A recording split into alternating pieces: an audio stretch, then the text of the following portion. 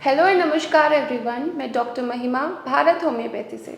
आज हम बात करेंगे अस्थमा से रिलेटेड कुछ डाइट के बारे में जो कि हमें अवॉइड करनी है और जो कि हमें अपनी डाइट में कुछ फूड और कुछ फ्रूट्स को ऐड ऑन करना है। मैंने आपको अपने पहली वीडियोस में बताया कि अस्थमा होता क्या है और वो कैसे आपकी कॉजेज़ उसके क्या होते हैं और साइन और सिम्टम कैसे आते हैं।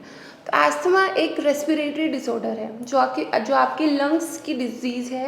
लंग्स में होता है, फेफड़ों में होता है, उसमें इन्फ्लेमेशन हो जाती है। लंग्स की जो एयर पैसेज है उसकी नैरोइंग होने की वजह से आपको सिम्टम महसूस होते हैं। कफ होता है, आपको ब्रेथलेसनेस होती है, आपको थकावट होती है, वीजिंग साउंड आती है जब आप एक्सपिरेशन करते हैं। तो आज हम बात करेंगे अस्थमा से रिलेटेड कुछ डाइट के बारे में जो कि हेल्पफुल हो सकती है आपकी रिकवरी और आपके क्योर की तरफ आपको ले जाने में। तो ऐसी पहली कुछ आपको प्रिकॉशंस मैं आपको बताऊंगी कि आपको जो डाइट में नहीं खाना है, जो आपको एड ऑन करना है। तो मेरी बहुत कंसिस्टेंट ऑब्जर्वेशन मैंने देखी है पेशेंट्स पर कि डाइट जो होती है किसी भी क्रॉनिक डिजीज़ में या डिजीज़ में बहुत अहम रोल प्ले करती है। अगर आपका ट्रीटमेंट चल रहा है या फिर अगर आप ट्रीटमेंट नहीं भी ले रहे हैं, अगर आप साइंटिफिक डाइट जो कि एक एक्चुअल डाइट होती है, अच्छी डाइट होती है, उसको फॉलो करते हैं, उस डिज़ीज़ से रिलेटेड वो डाइट फॉलो करते हैं, तो वो आपके ट्रीटमेंट, रिकवरी या क्योर में आपकी मदद करता है, हेल्प करता है। तो फिर ऐसा पहला मैं आपको सजेशन दूंगी कि आपको अवॉइड करने हैं कुछ फूड या फिर फ्रूट्स जो कि जिसके लिए आप एलर्जिक हैं। जिसके लिए आप एलर्जिक से मतलब कुछ पेशेंट एलर्जिक होते हैं कुछ फूड्स के लिए, जैसे कि पीनट बटर हो गया, कुछ नट्स हो गए। कुछ पेशेंट्स, कुछ इंसान उन चीज़ों के लिए एलर्जिक होते हैं। जब कोई इंसान किसी फूड के लिए एलर्जिक है तो वो आपकी एस्थमा की कंडीशन को फ्लेयर अप कर सकता है। एक्यूट फ्लेयर अप आपकी कंडीशन में हो सकता है और आपको सडन जो सिम्टम महसूस हो सकता है कि आपने वो फूड कंज्यूम किया और आपको अचानक से आपको एस्थमा के जो सिम्टम होते हैं, कफ होना, ब्रेथलेसनेस होना, ये आपको महसूस होने लगे, फील होने लगे अपनी बॉडी में। तो आपको ये वाले फूड अवॉइड करने हैं जो कि आप जिनके लिए आप एलर्जिक है, या फिर बहुत ज़्यादा स्पाइसी फूड या फिर बहुत ठंडे फूड, जैसे कि बहुत कोल्ड वाटर आपने कंज्यूम कर लिया, आइस खा लिया, ये सब आपको इग्नोर करना है, अवॉइड करना है। आपको इन सबको कंज्यूम नहीं करना है। सेकंड, आपको अवॉइड करना है उन फूड्स को, उन कंपोनेंट्स को जो कि आपके एसिड को रिफ्लक्स करता है। एसिड रिफ्लेक्स हम तब बोलते हैं कि आपने कुछ खाया और आपकी जो एसिड होता है वो यहाँ से आकर आपके इसोफेगस से आपके थ्रोट में आ गया और फिर वो एसिड वापस जा रहा है तो वो आपकी विंड पाइप में भी आ गया। पहले से ही अस्थमा में आपकी जो एयर पैसेजेस है वो इरिटेटेड होते हैं, इन्फ्लेम्ड होते हैं। अब जब एसिड भी वापस जाएगा, विंड पाइप में भी जाएगा, तो और ज़्यादा इन्फ्लेमेशन होगी। तो ये एक कॉज हो सकता है कि आपके अस्थमा के जो सिम्टम है वो एग्रीवेट हो सकते हैं, फ्लेयर अप हो सकते हैं। तो ऐसे कुछ जो कि फूड है वो है कि अगर आप हैवी डिनर कर रहे हैं, अगर आप लेट डिनर कर रहे हैं, या फिर आप राजमा रात में कंज्यूम कर रहे हैं, राजमा रात में खा रहे हैं, काली दाल रात में खा रहे हैं, दाल मखनी आप रात में ले रहे हैं, तो ये जो फूड होते हैं, ये जो अभी मैंने आपको ये सब बताया, ये आपको एसिड रिफ्लेक्स की प्रॉब्लम क्रिएट कर सकता है आपकी बॉडी में, और जिसकी वजह से आपको अस्थमा के सिम्टम फ्लेयर अप हो सकते हैं। तो आपको ये rajma, heavy dinner, late dinner आपको अवॉइड करना है। जल्दी खाना खाइए। रात में जो डिनर आप करते हैं उसको लाइट रखिए, हैवी नहीं कीजिए। राजमा को अवॉइड कीजिए, दाल मखनी को अवॉइड कीजिए।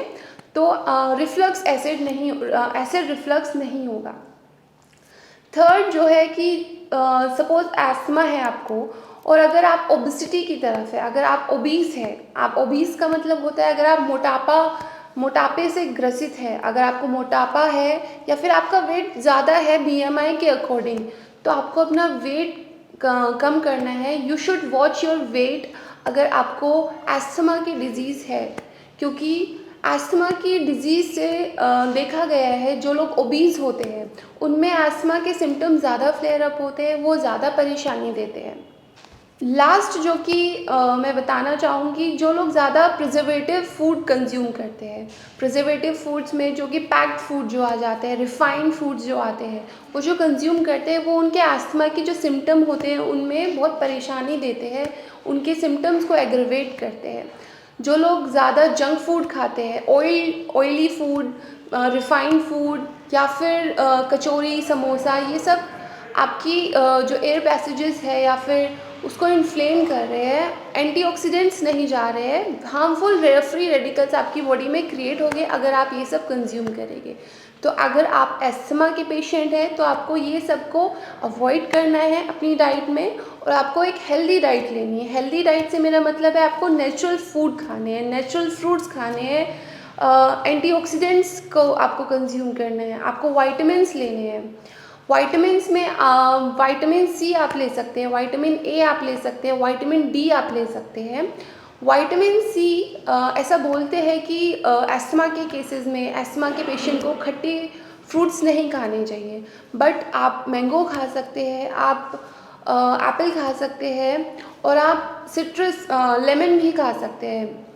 बट उसमें आप वो अगर आप मैंगो या फिर आप ऑरेंज भी खा रहे हैं, अगर आप ये सिट्रस फ्रूट्स को कंज्यूम कर रहे हैं, पर तो ये ज़्यादा खट्टे नहीं होने चाहिए, क्योंकि अगर ये ज़्यादा खट्टे हो गए तो वो आपकी आपके एयर पैसेजेस को इन्फ्लेम करेगा, और इन्फ्लेम होगा तो ऑब्वियसली आपको खांसी आएगी और आपके अस्थमा के सिम्टम एग्रवेट होंगे। तो आप विटामिन सी, विटामिन ए लीजिए, बट वो ज़्यादा खट्टे नहीं होने चाहिए। तो ये कुछ टिप्स है, कुछ आपको फूड्स के बारे में मैंने बताया है जिसको आप अवॉइड कर सकते हैं और जिनको आप अपनी डाइट में ऐड ऑन कर सकते हैं। और आप कैरेट खा सकते हैं। कैरेट एक बहुत एनरिच सोर्स होता है विटामिन ए का, उसमें आपको मिलता है बीटा कैरोटीन। आप अपनी डाइट में ब्लूबेरीज़ ऐड ऑन कर सकते हैं। ब्लूबेरीज़ में आपको एंथोसाइनिन मिलता है जो कि हेल्पफुल करता है, वो जो कि एंटीऑक्सीडेंट होता है, वो हेल्प करेगा आपके अस्थमा के सिम्टम को कम करने में। तो ये कुछ आपको फूड, आपको कुछ टिप्स, आपको कुछ राय मैंने दी है जिसको आप यूज़ कर सकते हैं अपनी डाइट में ऐड ऑन कर सकते हैं, डाइट में अवॉइड कर सकते हैं इन कुछ फूड्स को। अगर आप अस्थमा के पेशेंट हैं, अगर आप अस्थमा के सिम्टम से परेशान हैं, अगर आपको अस्थमा परेशान कर रहा है, तो आप मैं डॉक्टर महिमा और मेरी भारत होम्योपैथी मेडिकल टीम को कंसल्ट कर सकते हैं। हम आपकी हेल्प करेंगे अस्थमा के सिम्टम को कम करने में, अस्थमा को क्योर करने में हम आपकी हेल्प कर सकते हैं। धन्यवाद।